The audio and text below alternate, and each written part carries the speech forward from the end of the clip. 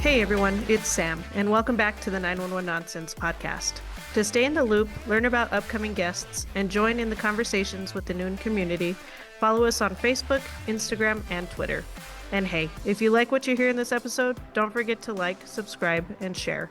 Your support means the world to us. On this episode of Noon, Stacee, a paramedic and educator, shares her journey from fire explorer to founder of Light Sirens Action EMS. With a passion for teaching and empowering providers, she's dedicated to making education accessible and helping the EMS field grow. Let's get started.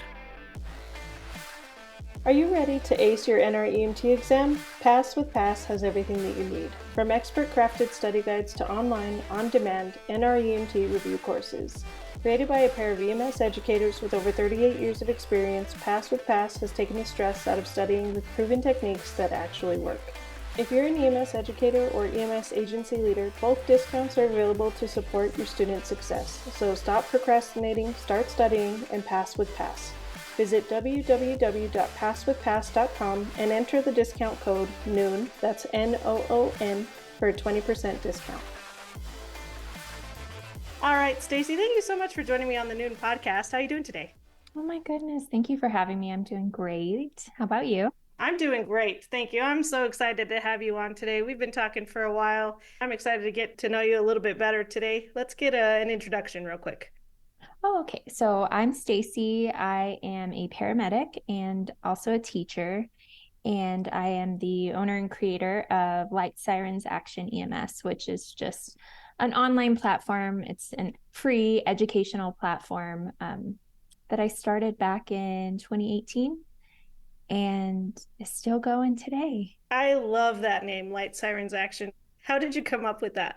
Oh, that's a good question. So I used to do photography before I went into EMS. And so it was kind of a play on where, lights, camera, action, light, sirens, action.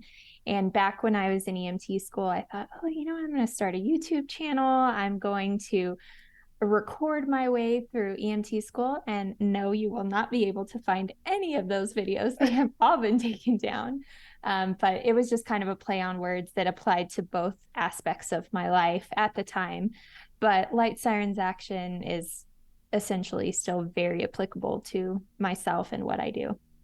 Yeah, that's amazing. And how long have you been in EMS for? So I went back into EMS in 2015. I actually got my EMT basic in, I want to say it was the 08, 09 timeframe, but I was still in college and I never did anything with it. I completed the class, loved it, and always wanted to go further with it, but I felt that kind of push to finish my degree and all of that. So I went back, got my degree, and then I just told my husband, I said, I'm going full force back into EMS. So that was around 2015. So what, 8 or 9 years? Do you mind if I ask, what did you get your degree in? So my undergrad degree I have two. One is in history, one is in sociology. Nothing to do with EMS at all. What a complete mix. Definitely. A little eclectic. Yeah, that's got to be a hard one. I love history stuff, but it's very specific history, like with metal detecting, right? I can tell you a lot about coins. I can tell you about a lot of the shape of a a nail that I find in the ground. I can tell you stuff like that, but world history stuff, I have no chance of giving you any information on that. Well, see, and I would not be a resource for coins either, so we could teach each other. There you go. That sounds great. So what prompted you to get your EMT basic in the first place? Okay, so I was a fire explorer back in high school. Okay. So from age, I want to say about 14 to when I graduated, I volunteered at my local fire department, and I really didn't so much enjoy the fire side. I definitely took part in all the trainings because I wasn't going to have the guy saying I couldn't hang, on the fire trainings, but I always enjoyed the ambulance ride-alongs. And I remember telling my parents, is this what I want to do? I want to be a paramedic and maybe eventually a doctor. And my parents were like, what? I thought what are you talking about? I'm like, yeah, I really want to. So I think I kind of caught the bug back when I was in high school. But I did, like I said, I felt that push to get the undergraduate degrees. But I think in today's society, it's such a different society where we push trades now, thank goodness. Yeah. Whereas before it was education, education, education, and all of them are education. They're just delivered differently, right? And I find that the trade world, there is a time and a place for, the traditional degree world, but the trade world is so rewarding. And we really need to like keep educating our youth on it because it can be a good stepping stone or it can be a forever career. Yeah, I agree 100%. And I love that you mentioned the education aspect, because you can get a degree and just have a piece of paper and do absolutely nothing with it.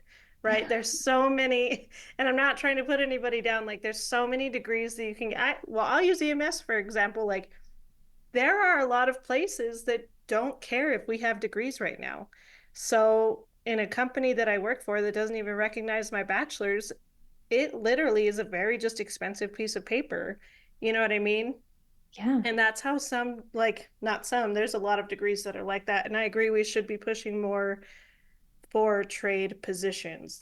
We need those type of workers, and unfortunately we're falling short on a lot of those. You know what I mean? absolutely. Yeah, it is Yeah. unfortunate. That can be hard. So you got your EMT basic, and then did you go through intermediate school or did you go straight to paramedic? Where I live, it is required that we get our advanced EMT. And so, yeah, I went ahead and I went actually straight through, which I know there's a lot of opinions about that, about going straight through. But I really felt the push to go straight through because I was a little bit older. So many people go in young, 18, 19, 20. And, there's plenty of time to get tons of experience under your belt. And I just felt more of a push because I knew eventually I wanted a family and I knew a lot more would be required out of me at home. So I thought, okay, if we're doing this, we're going full force. And we did. And it was difficult. It was difficult because, the people who were already in the field working, they have an advantage. They have that experience. They know the terminology, they know the lifestyle. And so I had to kind of catch up, I guess you could say. Yeah, that can be argued, I think, from any point of EMT, paramedic, or intermediate in the field at all. So I don't feel like I could understand how that could be hard for you, but I feel like if you have the determination to go through, at least do it smart. You know what I mean? And you are very smart. I've seen a lot of the stuff that you post, so I'm sure it probably wasn't too hard of a catch up for you. That being said, I don't feel like everybody could go through that, like the zero to hero program, you know what I mean? Because it does take some knowledge of recognizing whether people are sick or not, For right? sure. How do Yeah. you teach somebody who is so young and barely learning life themselves how to recognize whether or not somebody is sick? Yeah. It's very difficult, especially like you said, if they're really, really young and just kind of lacking I don't know, the development of the frontal lobe and Yeah. maybe a little bit of maturity. It can be difficult. But yeah, I faced my own challenges. But I had a really supportive class. I remember telling them, "Oh gosh, you guys are so far ahead of me because." You are already out in the field. And they said, no, we wish we were in your position because we could learn the book side of it first rather than learning all of the shortcuts that we shouldn't be doing and making it a little bit harder for us. So, they were always positive and giving me another perspective of things as well. That's awesome. That's really cool. And I'm glad that you had such good support when you were in class. I actually saw a thing today I want to get your opinion on. So I saw a post today where paramedic recruiters are looking for paramedics for a contract with 1 year or less experience. That's like Oh, almost unheard of, right? And the thought process for them, right, following this, because of course people had questions. And then what do you do when you have questions? You go straight to the comments, right? Of course, So I yes. go to the comments and they said very specifically that they want people with less experience because normally in a contract situation they want at least a year of experience, but they're giving paramedics the opportunity to get experience in their positions with less than a year. Somebody else made a comment that said brand new paramedics are easier to train than experienced paramedics. What do you think about that? I would think there's some truth to it. And I think that's kind of what my classmates were telling me.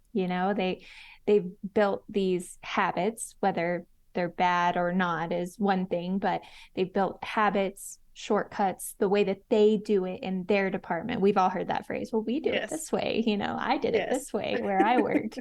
So yeah, I definitely think there's some truth to that and some benefit to being like, please let us shape you and mold you into what our company needs. But in the same regard, there is something to be said about just street experience and having seen, I don't know what the position exactly was for, if it was on the ambulance or whatnot, but having seen more things and having more Right. experience. I agree. That can almost hinder you to a point, right? Because if you're only going to do like, and I can't remember exactly what the position was for either. I don't think it was a 911 response. I think it was like a standby response Okay. for events.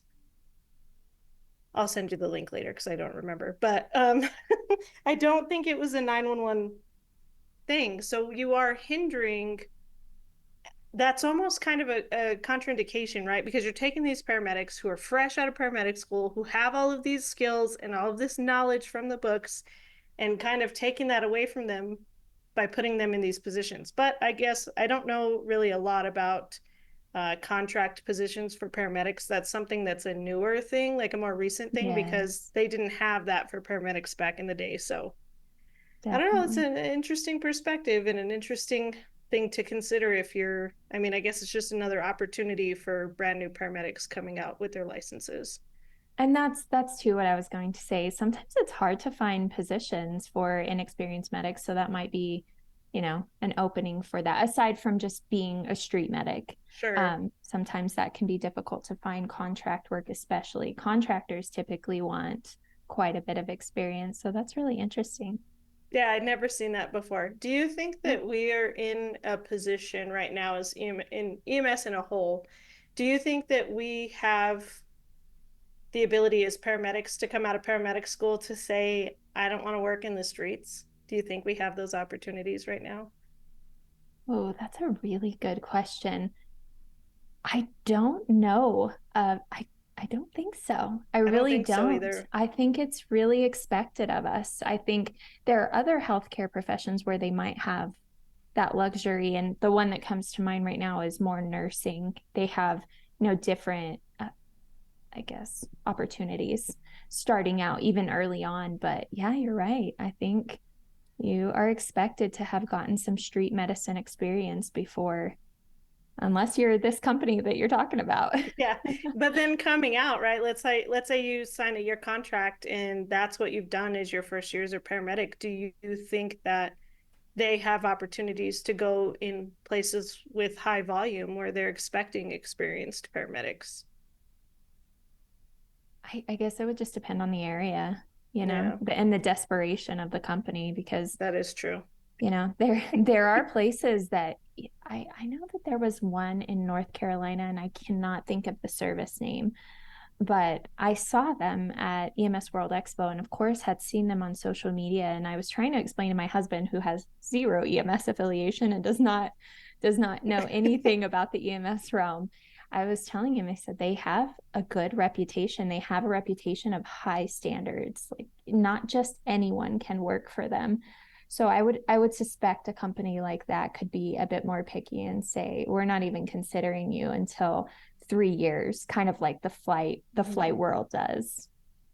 Yeah, no, totally. There are a couple, because I know Washington's like that too, where you do have to have your bachelor's in EMS to go out there as a paramedic.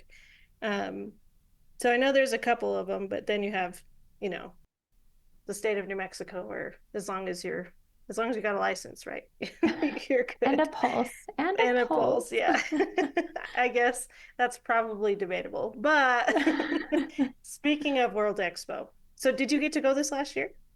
I did. I did go to EMS World Expo. It was in Vegas this year. Did you have so much fun? I've never been, so I'm living through you right now. No, it was a lot of fun. I actually went for the first time last year. And last year, I want to say it was in New Orleans. I had to think about it for a moment.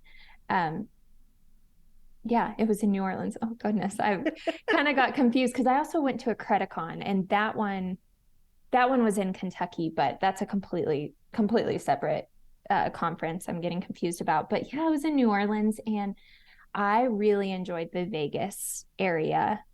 Obviously, tons to do, and there is tons to do in New Orleans as well. But I really enjoyed the Vegas area. Yeah, was there so many EMS people there? Unbelievable! It was huge. It is cram packed. I I walked in, and I brought my husband with me this year, so I brought him in as a guest, and I showed him. I'm like, look at all these EMS nerds. Like these these are my people. These EMS nerds are my people. But he thought it was pretty funny. Totally different world. Yeah, yeah, that's really cool. And is that like, do you go to teach, or what do you go to one of those conferences for? You can go to teach. I didn't teach this year at EMS World Expo. Actually, it is pretty prestigious to be able to teach at EMS World. Okay. They don't choose just anyone. I want to say last year, I may be wrong, but I think they had 400 to 500 applicants. And I Holy don't know smokes. how much. Yeah, it's quite a few. And I don't know how many they end up choosing, but it is pretty limited on the number. But I mean, maybe eventually I'll go on the teaching side, but typically I go for the classes and going to the main floor and getting to see all the booths, and also just kind of reuniting with all the people that you've met over the years, through the conferences. Sure, sure. No, that's super cool. And you said there's a lot of booths, right? So those are separate from the actual instructors. Do they vet Yes. all of their people who pay for booths there? To my knowledge, I believe they do. And I don't know what the process is. I do know you have to pay for a booth, or maybe I believe there's even trade-offs. Like if you're teaching, they will give you discounts on booth. Mm, I don't know for sure on all of that. But yeah, I think there is a vetting process somewhat. that's awesome. And so out of all of that, like, are there ever any resources that you should be worried about when you're going into a facility like that to maybe spend some money on some resources that you found? Oh gosh. I mean, using discernment is always good, right? Yeah. But yeah, I would say, open the materials up and read them. I mean, there was kind of a situation this year. I don't believe it was a booth. I don't think there was a booth, but there was someone handing out material. I don't know if you actually heard about that or not, but there was someone handing out material, and um, it could have used a little vetting. Is the It could best have way that used yeah, is the best way I yeah. can put it. I did hear a little bit about it. I didn't hear a lot, so I don't know like the backstory on it. I did see like amongst the EMS educators that I follow through social media that it was kind of a big deal. And actually, so I'll kind of shout him out. That was Pass with Pass, and he said that if you had obtained or purchased material from this person, as long as you had proof, they would actually give you good materials to study from.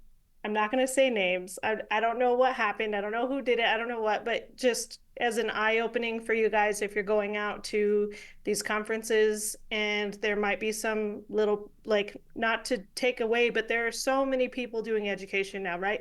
It's so easy to go on Amazon and publish books and do easy things like that, or to put education in a book to hand out for free. Like, definitely make sure that you're checking your material, definitely check your resources. I'd suggest looking at Stacee's page.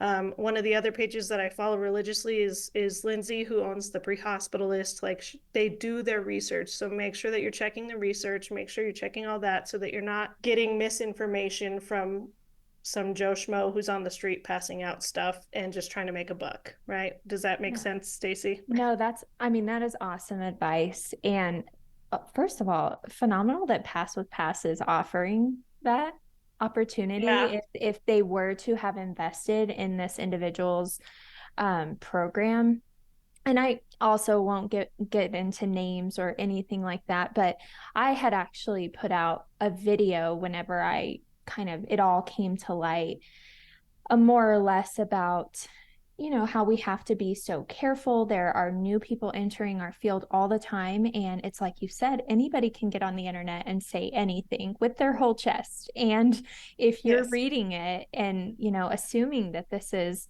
oh, this is a cool paramedic, or this is a cool doctor, or whatever their healthcare profession is, and come to find out it's completely false information, or maybe not false, but in this case I believe there was a lot of racism, and there was quite a bit in there, and the screenshots are readily available online if anybody has curiosity about it. But I had actually been reached out to by that individual probably a year and a half ago, and at the time, I was knee deep in graduate school, and I was so overwhelmed. Well, you and I have been I trying know. to get together, and I was like, I am in grad school. I am so sorry. But now that, that chapter of my life is over, thank goodness. But yeah, I was so busy, and I didn't have anything to offer really anybody. And he had asked if I wanted to work together, and I did not respond. And maybe I should have responded, but now knowing what I know, I'm kind of glad that I didn't. But shortly after that, I started getting notifications that he would, not necessarily notifications, but people were telling me that he was posting not nice things about me online. And that was what I knew about him. I obviously didn't give it any attention, because sometimes you're not everybody's cup of tea. So No. there were some things that he was saying about me, and I thought, okay, well, that I'm not his cup of tea. It's odd that he reached out to me, to work together, but I'm not his cup of tea, and there's nothing wrong with that. Typically, if I don't prefer somebody, I just keep scrolling. Sure. But, some people don't do that. So yeah, so when all of that came out, I thought this really is kind of a testament into we have to be very careful about, what kind of material. And even myself, I try to do plenty of research before I put anything out on the internet, because the internet is forever, and because people are going into the EMS field and they're thinking whatever this person says is the truth. And we're all human, right? We all make mistakes. So that's kind of what I took away from it. Yeah, no, for sure. It's hard, right? Especially if like these are because we don't know anybody through social media. Like we know some people are friends, but not everybody has like 10 followers where they're only their friends. A lot of us have more than that, and a lot of them are just people that we've never met before. So it's easy to see a resource that's posted and just assume that it's true. But we are Right. accountable for our own actions, and we're accountable for our own knowledge, right? So it's really cool if you see something and you're like, oh my God. Actually, I'm gonna bring up that here in just 1 second because I'm so Okay. excited. I'm so excited to talk about this story, and you're gonna be like, Sam, you're such a weirdo. But No. it's really easy to see these resources and just assume that they're true. And we shouldn't Yeah. be doing that. We are accountable for our own education. Do we all like to do research? No, we don't. But if you don't like to do research, then go to somebody who does put the effort into research. Like I said, either maybe some of your old educators in your classes, or people that you work with, or people that you know that are vetted online. Like I've said, Stacey here, Lindsay from the pre-hospitalist, Austin Kaiser is a great one. EMS 2020 is another good one. Like there are so many good options to go through for resource materials. Or if you have any EMS questions and you're just not sure, feel free to ask. Don't be afraid to ask. Speaking of exciting stories, so Yes. Tell me. you're gonna think I'm so weird. So Mm. Lindsay posted this post the other day about animals practicing through evolution butt breathing. Did you see this Oh my post? gosh. Yes, I saw Okay. it. I have been talking about turtles evolving and using butt breathing for years. And everybody's like, what? And I'm like, no, it's true. It is very true. They do Yeah. practice this art, and it is an attempt to take oxygen in from the water to help them sustain longer underneath the water. So this doctor decided to try it with several animals. He did. It was successful. He did a bunch of research, he did a bunch of studies. He actually got it into human testing. They tested it on a healthy adult and proved that with Oh highly gosh. highly oxygenated liquid, they could provide higher levels of oxygen to people bypassing the lungs. Do you know, do you know what that means? That is so exciting. It You're just like means vindication. yes, vindication. But that also means like for people who are super sick, right? The ones that Yeah, we cannot give oxygen to because their lungs are so bad that we can give oxygen through another source. And that to me is amazing. It's so cool. I love absolutely. learning about new things. It's really ridiculous. Not what I was expecting to come out of your mouth, I but know. yes, fascinating. It really Bet is. better out of my mouth than my butt. Yes, yes. That's a good saying for life. Sorry, yes. I mean, I don't know about the back of the ambulance, but whatever. That's so true. That's so true. Anyways, sorry, a little sidetracked. I get so excited about that. I messaged Lindsay right away and I was like, dude, you're I love you so much. You're not even gonna believe that I talk about turtle butt breathing all the Oh time. my And here gosh. we are. This is what it has led me to. Do you have turtles, by the way? I don't. I have No. 7 turtles in my backyard. I have a bale of turtles. Oh, a Yes. bale. Is that what the term is? A That's what bale they're of turtles? called. Yeah, like a bale of hay. They're a bale of turtles. Is it a specific number like seven, or is it over like three or four, or I think it's just multiple. Yeah. I think it's like more than two, sort of a thing. bale of turtles? That is the Yeah. best thing I've ever heard. Are they box turtles or red sliders, or what do you have? They are, yes. And they all have names and they have reproduced. We do have 2 babies back there. That is so I cool. know. That is Pretty so neat. cool. How much do they eat? Do you feed them a lot? So I actually didn't feed them at all because I was uneducated about turtles. They just Oh, showed up okay. into my in my backyard, and they stayed there. So apparently they liked it. But they eat bugs. They eat. I mean, they're omnivores. They'll eat anything. But I think I saw a video probably about 3 years after having them that they'll just eat fruit out of your hand if you feed it to them. And Mhm. so now they come to the porch like dogs. Like Oh they my hear goodness. they hear the back door open and all of them come running. And turtles can run fast. I know that they have a reputation for being slow, but when they're hungry and they want their strawberries, they will run fast. Are these the turtles that have the spikes on their front legs for digging? Have you seen Oh, those? gosh, I don't think they have spikes. They just have little No. spots, but they Okay, don't have that's spikes. cool. Yeah. How big is the biggest one? Um, in comparison to, gosh, I don't know. I mean, maybe a pound. Like not very Okay. big at all. They're quite small. Yeah, that's So so cool though. That's super cool. And yeah. just to point out, because not everybody knows that not all turtles go in water. Yes, that Some of is them correct. are desert turtles, so don't just see a turtle on the side of the road and chuck it in the water because it might drown. Exactly. Yeah. Yes. I that is so cool that you have turtles, dude. That's awesome. Yeah, I they're love easy that. pets. They are easy. They're not cuddly, of course, but No. they are easy pets.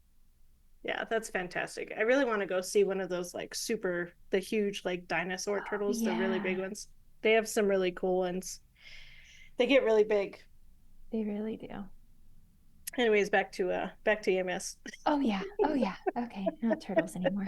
Not turtles and butt breathing and drowning and that stuff. I love that. So are you still actively in the field? I am. I work part-time on the ambulance, and then I'm also in the classroom. I teach online and in the classroom still. Do you plan on staying in the field for much longer? I I don't know when I will get out of the field completely. That's probably my biggest challenge right now is fighting the urge on a daily basis to not go back full time. I love it so much. I loved being a street medic. I don't love what my health was whenever I was a street medic full time, but I just adored the career. Sure. And when you say health, are you talking like physically or mentally or what? I'd say, I mean, I guess we all have mental struggles, right? With the field, EMS will do that to you. But no, it was more physical health. Yeah, I mean, just the sleep deprivation and I was much heavier. Yeah, it was not good for my physical health at all. I mean, we worked 48-hour shifts, which Oh, honestly are ideal when it comes to if you're having to work a fire department schedule. 4896 is ideal because you have the 4 days off for recovery. But if you're in a busy system, 48 hours of constant calls can be absolute misery. yeah. No, that is, they do 48s here, and that is absolutely terrible. 48s here at the fire department. James Gearing, who does Behind the Shield podcast, he travels all over and he's trying really hard to push for all fire departments to change to a 24/72 schedule, which I think is optimal, especially if you're in a very high call volume department, because that's really, like you said, that's really hard on your sleep schedule, that's really hard on your eating schedule. Like, how do you, if you're on calls 24 hours a day, like how do you take care of yourself?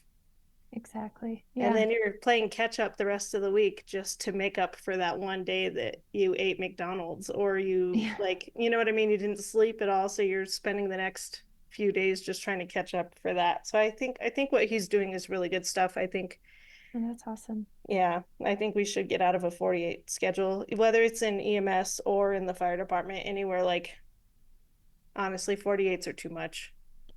Definitely. I think if it's a slower service where you're just getting a few calls over the 48, that's cake, right? But if you're running day and night, then 48s can be really, really difficult.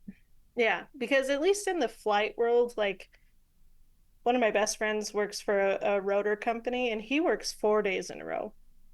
Ouch. He does four, and I think he has either 8 or 12 days off. I can't remember exactly how many he has off, but he loves that schedule. And that's great as long, and on a flight schedule, like I said, you have the opportunity to say, I'm fatigued, we are down for, out, and we're out of service for at least whatever their minimum downtime is, 4 or 6 hours or whatever. Um, so that's good, right? But EMS doesn't have that option. Fire Not doesn't really, have no. that option. No, they can't just say, you know what, I'm too tired, I'm not going on this chest pain, you know? They would chuckle. They would Yeah, chuckle. yeah, they would chuckle in your face Yes, while they're walking you to the driver's seat of the engine, right? Like, exactly. yeah. Exactly. So, what has been in your almost 10 years now in the field? What's been like one of your proudest moments as an EMT paramedic? Gosh, that's such a good question. I think becoming a teacher, like officially becoming a teacher, I've always known even before I became a medic, because I entered the field almost 10 years ago, but being practicing out in the field like since 2017, I always knew that I was going to teach. I didn't know in what capacity. I hoped that it would be somewhat hybrid online and in person, but I didn't know how I was going to accomplish it. And so I developed Light Sirens Action and I hid it from the world. Nobody at my department knew, nobody, and Oh, then yeah, I did not want anyone, well, if you've ever worked around firefighters, like they're going to bust your chops. they So, will. yes. So I couldn't have them seeing videos and my posts and things like that, but I think probably my proudest moment is when I actually left the fire EMS service that I worked for. I I was so excited to be hired as a teacher full time, but also I left on a good note, right? I left, people were excited, for me. And that was a proud moment for me. I was leaving for something I loved. Nobody was mad at me about it, which, I mean, you should never base your future life decisions on if someone's going to be irritated that you left the workplace. But, you know, it did mean a lot that they were excited as well that I was going to be doing something that I loved, because I had kind of taught for the department as well, you know, done trainings and things like that. But, you know, that was a really proud moment for me when I became a teacher. Yeah, it's really Officially. rewarding. Yeah, being a Yeah. teacher is really rewarding. Do you find that you have everything that you need to perform your teaching job currently? In what regard? Like, do you feel that you have all the materials, you have access to, like, I don't know in what teaching capacity you're in, but if you're doing like a hybrid, do you have all of the right computers and all of the stuff that you need in order to perform your function perfectly? I think more lab equipment would probably be beneficial. But as for books and online resources, I think that, you know, we are definitely set. But I mean, there's always some new gadget coming out Yes. that you're like, oh, if I just had this, man, the students would really, you know, get a better picture of, you know, like we have one that is in a town about 2 hours away that they have the mannequin that gives birth. Oh, And yeah, I mean, the students aren't always thrilled about that mannequin, but it does give, you know, the most lifelike kind of experience that you have if you were to go on that call.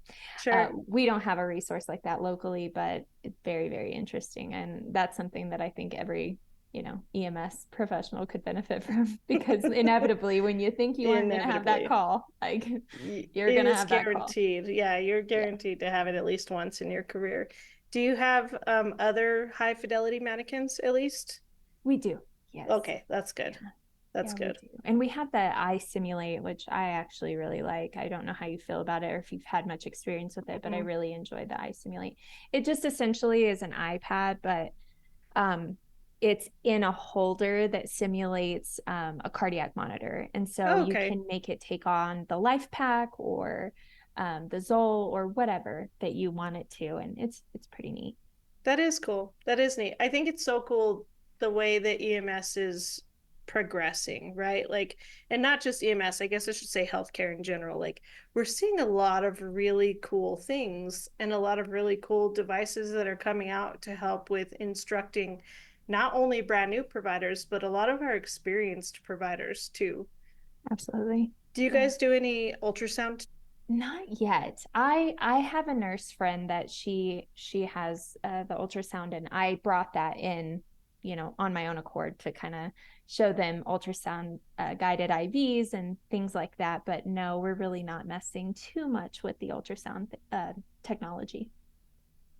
That, I mean, that's okay because that is something that is, it's very expensive and we're starting to see it roll out in a few places, but I think we'll see it more and more, especially if you're living out in a rural area, you know, far away from any Definitely. form of trauma center or level, you know, 2 or 3 facility. Absolutely.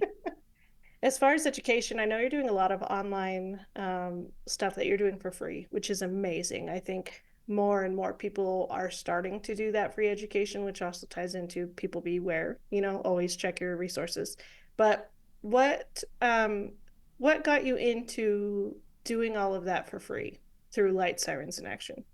So I think what originally gave me the idea is whenever I was in EMT school, which, like I said, I think I started in 2015 when I went back through, I noticed that there was such a lack of not necessarily resources, because there were resources back then, but maybe they weren't as well known. Like Master Your Mm-hmm. Medics was around back then. Um, I'm trying to think of a couple of other ones. Medic Test. There were resources, but they were not at the abundance that there are now. And I remember thinking, well, they all have to be paid for.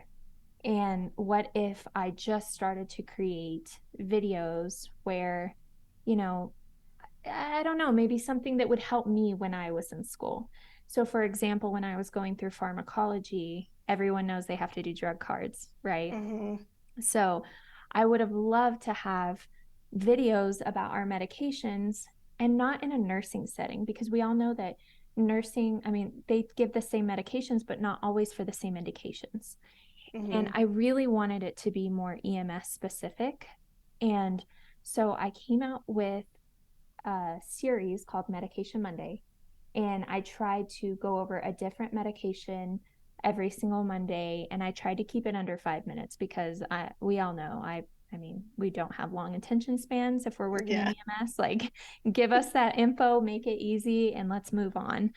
So I came out with this series and I started putting that out. And I just wanted to make it more accessible to people who were specifically in the EMS field and looking for that. Now, I do have kind of a paid version.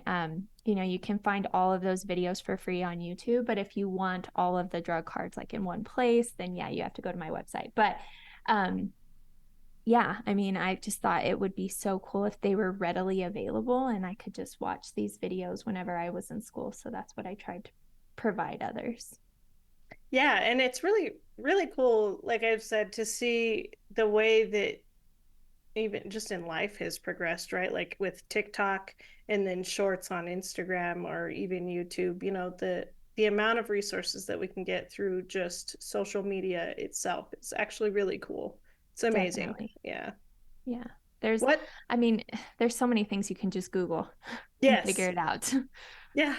I was talking to somebody the other day and I was like, do you remember when we didn't have the ability to just Google the things that we wanted to know right in that moment? Yeah. Like, Isn't it wild? I don't know if you ever had encyclopedias, but man, Yeah. I definitely did. yeah, having to go back and look up stuff in the dictionary or find those the encyclopedias and go through, alphabetical order to kind of hope that you could find what you were looking for. Exactly. Google is an amazing thing. No, it People, is. the younger generation will never know. They'll never know. They'll never understand. They won't. They won't. It's just such a neat thing. I'm so excited to see like where we're going in the future. You know what I mean? For sure. Yeah. I don't think that EMS will never not have a job. I don't think that they can teach robots. And I could be completely blindsided by this, but I don't think they can teach robots to do the things that we are doing No, clinically. no, we definitely have some job security for sure. I hope so. Do I think that there's a place for AI in our positions? Definitely. I think there's a lot of things that we could use as tools, um, especially for like, I don't know, if you used it for percentages, right? Like, here's my symptoms, here is the time frame. What percentage of what do you think is going on? Like, is this a PE or is this an Right. MI? You know what I mean? That kind of thing. I think that's kind of neat. That there's definitely a lot of room for improvement in EMS. For sure. Yeah, there definitely is. Yeah.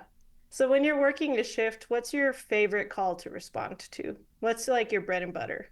Oh, I love a good medical call. I love a Yeah. good medical call that isn't obvious what's going on, like that requires some investigative, tools and thinking, critical thinking, calls that make me think. I love a good STEMI, but I mean, you're going to know right away as soon as that EKG. Not every MI you're going Not to know every about, MI, but but every STEMI you'll know, and for the most part. And that one is kind of obvious. We know what we have to do for them, but a good medical call that you don't know why they're unconscious or you don't know why they're not breathing well, yes. they don't have any prior respiratory issues or anything like that. I love a good investigative call like that. Yeah, I love medical calls too. I sometimes feel like we don't have enough time with them, but again, it goes back to like where you're responding from and what the time to the hospital is, right? So like I've worked in companies where the response time is 45 minutes out and you're an hour and a half away from the hospital. So you can get in some really good medicine that way and you actually get to see how your medicine is affecting that patient. So I do enjoy those. Flight's a lot like that too, where you pick them up from the hospital in one way and they're supposed to be stable, you know what I mean? But you put Yes. them on your bed and you're like, oh, this person needs to get out of Wait here. a minute. Yeah, Yeah. we need to leave faster than, than initially anticipated. So I really do enjoy the medical calls too. Good traumas are, a trauma is a trauma. But Yeah. Yeah. do you feel that you have any, we talked about how physically draining sometimes working in the streets can be. Do you feel like you have any type of mental fatigue or PTSD or anything working in the field as well? Well, I hate to say PTSD because I do believe people have official diagnoses, diagnoses for that. And I've never obviously been diagnosed, but I have noticed that there are little quirks about me that were not there pre-EMS. And I've become a little bit more aware of them as I've been out of the full-time field and only occasionally working on the ambulance. And yeah, there's a few of those that I've noticed, but not necessarily diagnosed PTSD. Do you mind sharing what those quirks are? Yeah, I think I am hyper aware of death and how close we are to death. Um, Maybe even to an unhealthy degree. Do I think about death? Because, and I'm sure it comes from how much we've dealt with on the job, because it's not something that was in the forefront of my mind. It's not necessarily even a fear. It's just being hyper aware of how close we are to death, because we are. And if you have, I mean, if we've been in EMS for any amount of time, we've all been on those calls where there was life and then there was death within Mm-hmm. minutes. And I think that's where it comes from, because prior, like I said, I wasn't thinking about it. And I always go worst case scenario in my mind, on any type of ailment with myself. Not to say Yeah. that I'm a hypochondriac, um, because it's not just with me, it's with my family or friends too. They'll tell me if something's bothering them or something's wrong. I would never express to them what I think and what goes through my brain, but oh, you have leg pain. Oh, probably have a DVT and it's going to break Yeah. off and you're going to die. It's a bit morbid. It gets a little morbid in my mind sometimes. And we chuckle about it because on some level probably EMS providers all over relate with that, Yeah. but I don't know that it's normal. So I've noticed that. I have noticed as well that I tend to be a little bit on high alert if I feel like I'm around anyone that is altered, like drugs, alcohol, um, physically threatening, anything like that. And I think that that kind of goes back to being in the field. And I had a few assaults happen to me, and so now Mm-hmm. I don't want to say traumatized, but I am hyper aware, probably as situationally aware as I needed to be in the beginning of my career in EMS. Yeah. I was in La La Land. I thought, I didn't think that, I thought people were inherently good, Yeah. and that, no bad, they abuse the police, not us. We're there Yeah. to I'm here help. to help this person. Yes. They're not gonna hit me in the face when I turn towards them. Yeah, no. Exactly. So I had a bit of ignorance and I was a bit naive in that regard. So I've noticed that. I also don't like flying anymore. That's something else I've noticed after, being in the EMS field. That's why everyone's, oh, are you going to be a flight medic? No, no, I'm not. I am not. That's interesting. Is that post, I don't know how old you are, and I'm not gonna make you say your age on here, but is that post like 9/11, or is that just in general because of, we tend to have a high number of rotor crashes in the medical field, and not just rotor, but fixed wing as well. So is that because you had friends who passed away in flight, or is that post 9/11? No, that neither. I definitely Interesting. traveled post 9/11. I traveled a lot as a child, internationally and, within the United States, and never had any issues. In fact, I thought turbulence was fun when I was a kid. I Oh, didn't associate it with anything dangerous, or which pilots say that turbulence isn't necessarily a danger. That's just a little bumpiness on the way. yeah. But yeah, no, it wasn't 9/11, because I was a teenager in 9/11, so I was well aware of, what was happening. But and it wasn't having close family members. I chalk it up to a lack of control. I didn't even know I had it until I got back onto a plane back in probably 2018, 2019, and I just, every bump we hit, I was, well, this is it. This is, this I just do know. I do know. kiss my family goodbye. I should have before I left. And to the point that my husband turned to me and in the most loving manner said, "What the hell is going on? What is wrong with you right now?" And I didn't even know. So, and the more I think about it, the more I just think it's kind of a lack of control. I don't know the pilot. I don't know how experienced he is. I can't control the weather. I can't control the clouds. I can't control the people on the plane and what they're thinking and what their mental state is. It's just such a lack of control. Yeah. And I think that's where it comes from. I refuse to let it hinder me from traveling. I will travel regardless of how I feel, but I'm very aware of the fact that it is not enjoyable for me anymore. And if I can drive, I'd rather drive, which makes no sense because you're much more likely to die Yeah. driving than you are in the air. But Yeah. Do you, this is just a random question. Do you let your husband drive? so my husband drives long distances and I drive within the like in the city. We were actually talking about this the other day. I was like, is this how all couples do it? I don't know. But yeah, I do all the in-town driving. He does all the out-of-town driving. That's funny. So I just drive all the time. Okay. I Okay. don't, it's and I think I had this fear even before EMS and, before my wife and I got together, and we've been together for 20 years this year. Um, Wow. but it is a control issue for me, and I do recognize that it's a control issue for me, and I have the same problem with flying too. Like, I recognize it's a control issue, but I do my best to learn about all of the things that I can learn about it to help ease that anxiety. But most of the time I drive. If my wife and I are going anywhere, I usually just drive because I don't know, I feel better about it. Yeah, and it's not even necessarily that she's a bad driver or anything like that. Okay. Okay. I won't say She's anything not to a the great face you just driver. made. she's not a great driver. She's not terrible, but she's not great. Um, Well, my husband is like he's a phenomenal driver and he is so safe.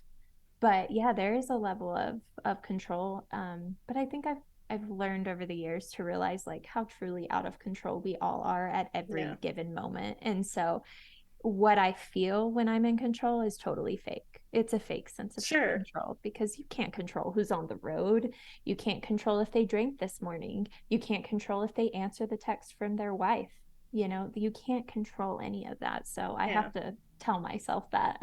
Yeah, no, definitely. And are you, or do you see anybody for mental health? Yeah, so I am not opposed to therapy. I've definitely spoken to therapists before, but I am pro therapy and I truly, truly believe that everyone can benefit from therapy. And typically the ones that say, no, I don't need it are they need it. And They they are need it the usually the most. reason that other people need it. That's It's a good typically way how of it pointing goes. it out. They're the reason other people need it. That's so true. That is so Yes. true.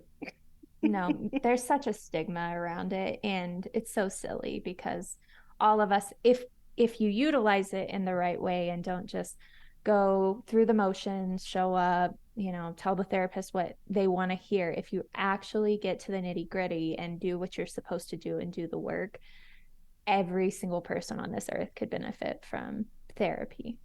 Right. And there like is so little excuse these days, right? Because like most I can only say for the state. I can't speak for out of the state, but most of the health insurances here in this state of New Mexico do allow for free mental health, right? So like you can go see a provider, you can do telehealth, or if you get admitted as an inpatient for mental health, it is covered through your medical insurance Absolutely. Yeah. for people who have access to that. If not, there are a lot of resources to help people get into therapy if they need it.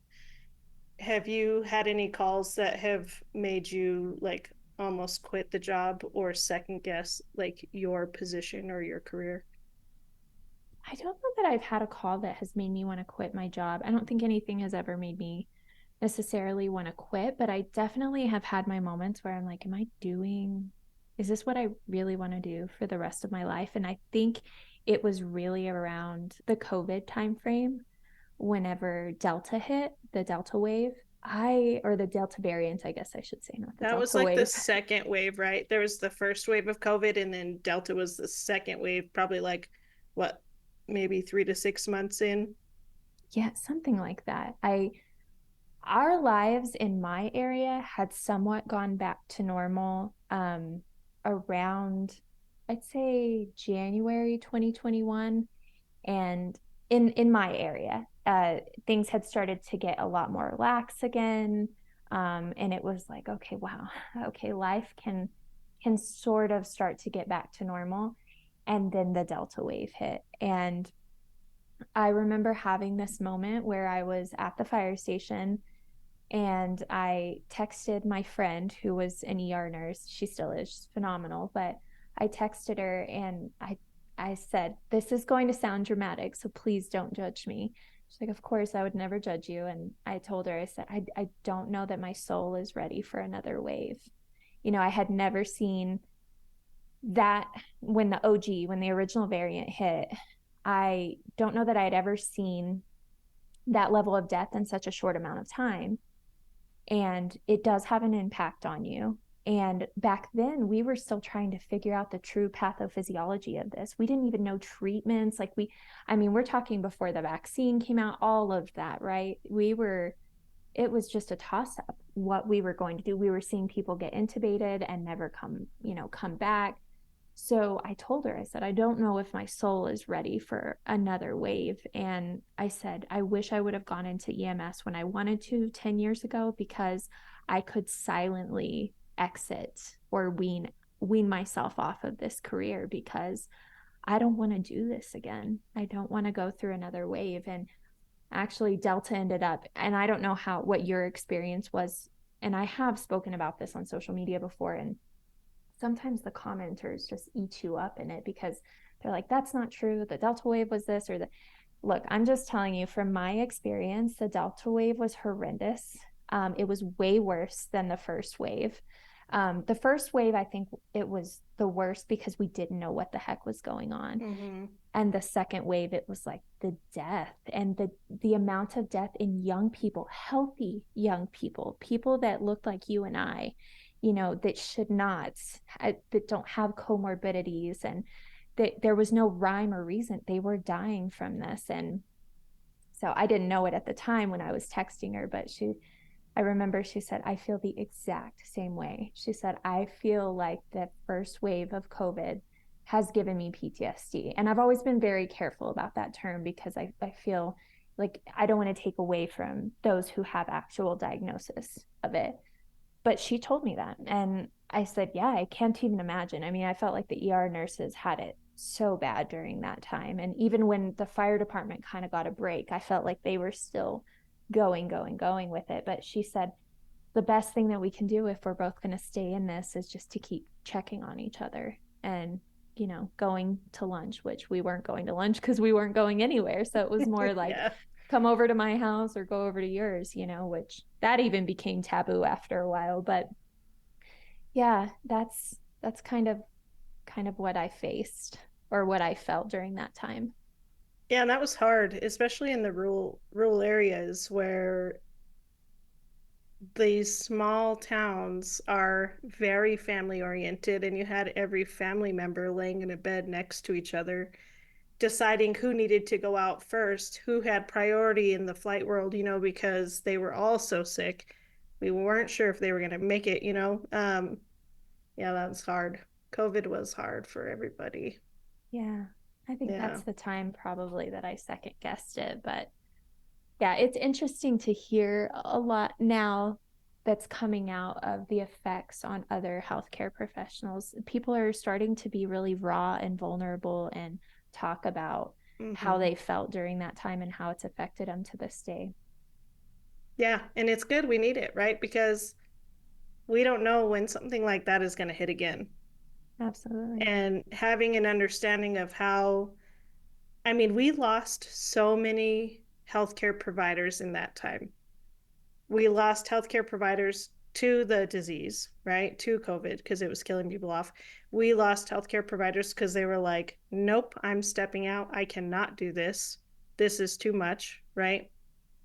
And we lost healthcare providers because they weren't being given the tools that they needed to do the job that they needed because their companies weren't able to get the tools that they needed to give to those employees. You know what I mean?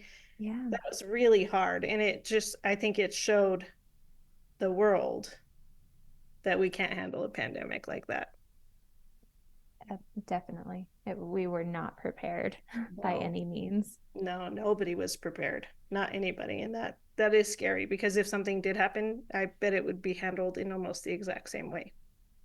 Bet you're right, unfortunately. Yeah. Bet you're right. And I mean, this is a cyclical thing. Like they say every 100 years, something like this happens, and it's like we'd learn by now or something. Yeah. And who knows, maybe next time, because of the availability of the internet and, more of the publicity of the virus, maybe it'll be different. But like you said, I don't know.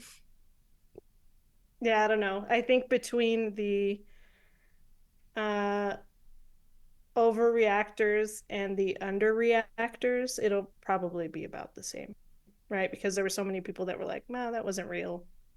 There weren't people dying. You didn't have freezers outside of the ER Ah, holding dead gee. bodies. Like, that didn't Yeah. happen. Whatever, you're full of it. And then you had people who were like, don't touch anything. And I'm going to attack that nurse for pumping gas right now. Like, she's touching all of our stuff. Or he's at the grocery store getting groceries and he's a nurse. He shouldn't be doing this. He shouldn't, he's exposing everybody. You know what I mean? I bet you would be almost the exact same way, How did unfortunately.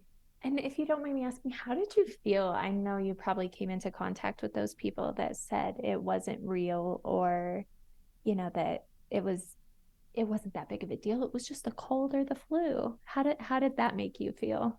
Yeah, that's frustrating. At the very least, it was very frustrating because I'm not a super like I don't like confrontation. So I generally try really hard to avoid confrontation. And I'm gonna let people talk how they want to talk and I'm gonna listen, right? But I'll probably look at you like you're stupid because I'm really bad at hiding my facial expressions. Well, there were masks back then, so it's That fine. is true. That is true. I speak a lot with my eyebrows, but yeah, no, it was hard. It was hard listening to people saying that. Even on the news, like in life in general, it was hard, especially when you had family members that were like that. And you're like, are you freaking kidding me right now? Like, I just busted my ass on a 12-hour shift or a 24-hour shift, and you're gonna tell me that this is fake? Like, Absolutely. yeah, yeah. You It kidding was me? wild. It was absolutely infuriating to hear that. And like you said, like to be faced with family members or friends that said it, it's like, okay, you're sitting in the comfort of your home or wherever and Hmm. watching it on the news, but we're seeing it firsthand. And I assure you, it is real. It Yeah, is real. yeah, yeah. It was unfortunate. But Stacey, I want to give you the opportunity to talk about anything that you feel that we didn't talk about, or if you want to shout anybody out, let us know where we can find you. The floor is yours for the next few minutes. Thank you so much. No, it's been great talking to you. I think we've chit-chatted about just about everything. Everything. But yeah, no, I have, like I said, my platform, Light Sirens Action EMS, and it's the same everywhere you go. So Instagram, TikTok. I have my website, which is lightsirensactionems.com. And I try to be pretty consistent about my posting there and coming up with free educational content. And like I said, I do have some paid content, but that's only if you don't want to sit through the videos, which I totally understand. But yeah, no, it's been so good talking to you. And we've touched a lot of topics that I feel like are so important. I wanted to talk about, you know, COVID-19 and just kind of how it affected us all. And of course, just the average Joe of America Sure. as well, not just those in healthcare, but and PTSD, the stigma around it, the weird quirks that you get. I call them quirks because I feel like it's a little bit kinder to myself, Yeah. but the weird quirks you get after being in the field for a while. But yeah, I think you brought light to all of it, and I so appreciate your time.